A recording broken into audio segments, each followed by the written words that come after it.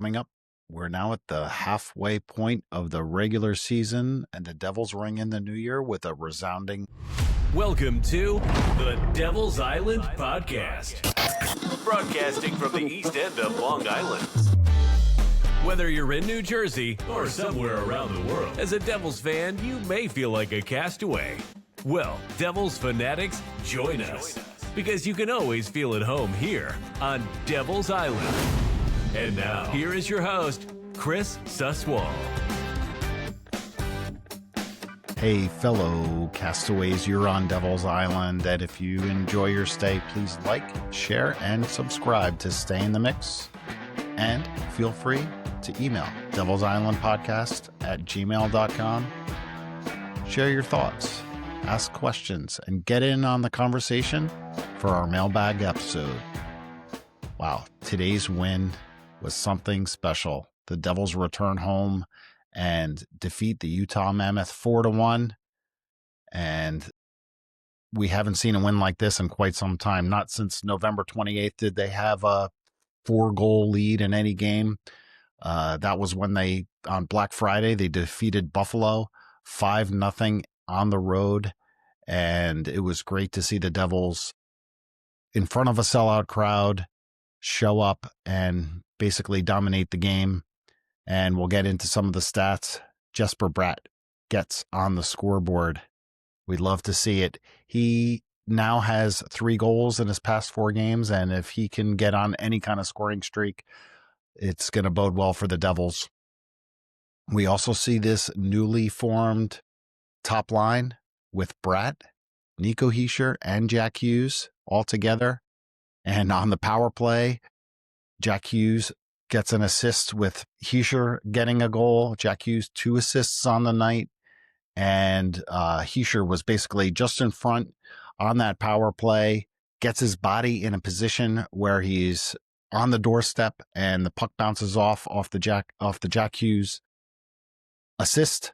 And the Devils, they just did not look back. They kept moving the puck around. They were sound positionally, and this was a team that looked hungry. And you also like to see Timo Meier get on the board. He streaks down and just rips one past the goaltender.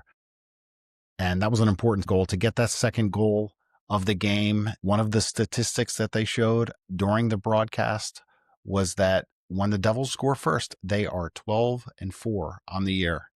We need more of that. And how about Dougie Hamilton?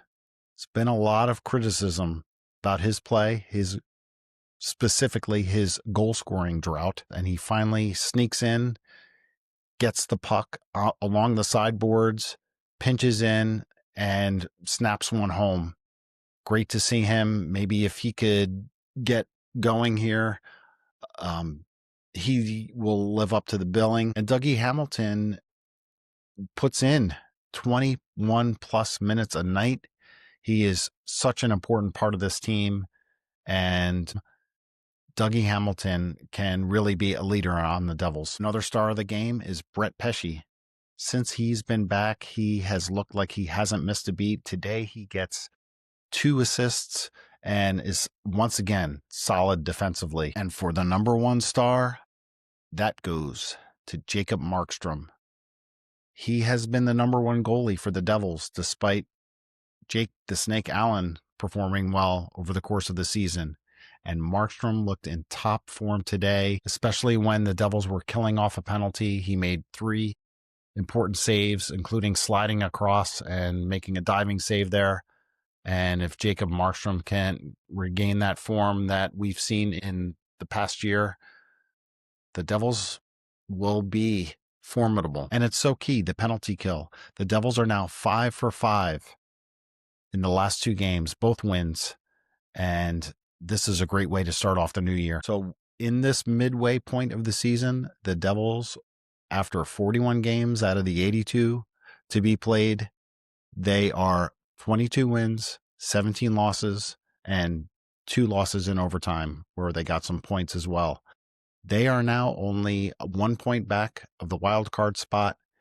And we take a look at some of the rankings. The Devils overall across the NHL, they're ranked 7th in wins in points, they're ranked 12th, but there are some areas where they need to improve. Specifically, you look at the goals for. They're almost at the bottom of the league. Out of 32 teams, only number 28. And on the penalty kill, they're 25th. So there is definitely a lot of room for improvement. But the way Coach Keefe has this team battling every night, I think the Devils can try to ride some of this momentum. They basically got through a stretch where they were missing 4 or 5 key players. They're now all back. Shimon Nemitz may be back in another couple weeks. And with the trade deadline looming in March, the Devils can continue to bolster this lineup. And there isn't much time to celebrate because Carolina tops in the Metro, one of the top teams in the Eastern Conference, comes to visit the Rock on Sunday at 7 p.m. And if the Devils can take that game, that would be huge, not only for the morale, but points in the standings, try to inch upward. So fellow castaways, until next time, keep your fire burning. Let's go Devils.